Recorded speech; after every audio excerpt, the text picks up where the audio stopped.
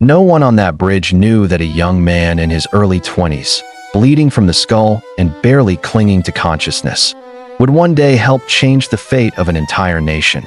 But in that quiet morning, before chaos struck, John Lewis already understood one truth.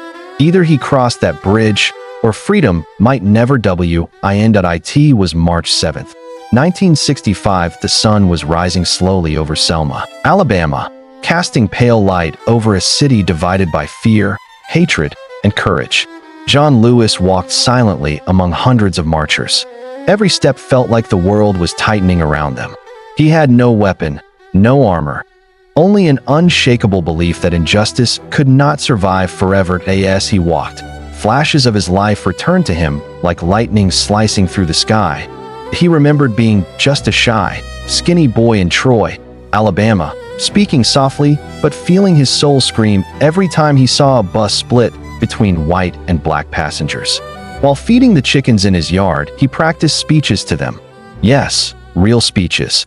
As if rehearsing for a destiny only his heart understood. The chickens listened more than most people ever did.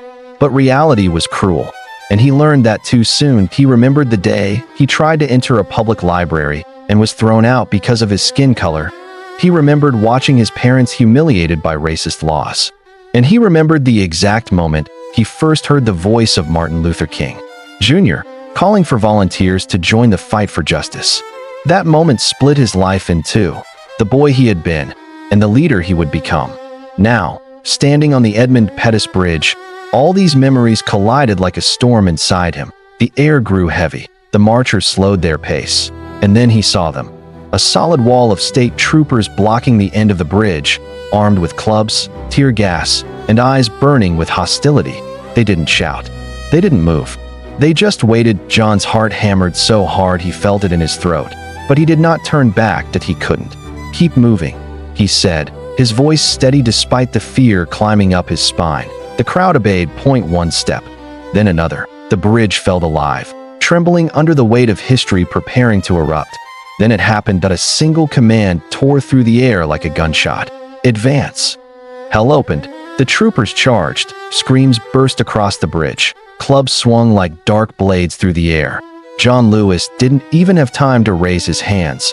A trooper struck him in the skull with full force. The world twisted, colors faded, and the cold pavement became the last thing he felt before everything went black.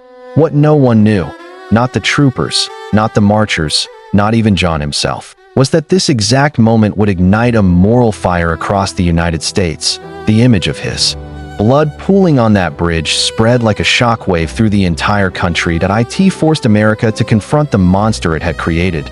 John Lewis survived, and when he opened his eyes in the hospital, head wrapped in bandages, pain pulsing through his body and the nation in uproar, he said words that would echo for decades. "I have never been afraid to get in trouble for freedom, and I'm not stopping now." That sentence became a battle cry.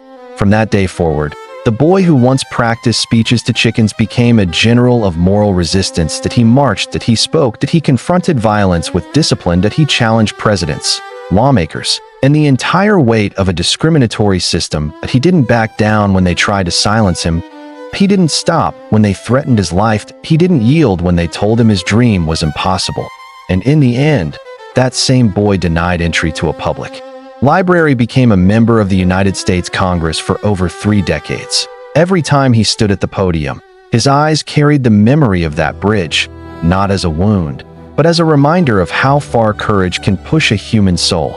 John Lewis passed away in 2020, but his legacy hasn't faded. It travels through generations. Just like he traveled across that bridge, even when the world tried to crush him, he left us with one final message: make good trouble. The kind of trouble that changes the world. And maybe that's the real power of his story. That courage is not the absence of fear. Courage is walking forward, even when the whole bridge is shaking beneath your feet.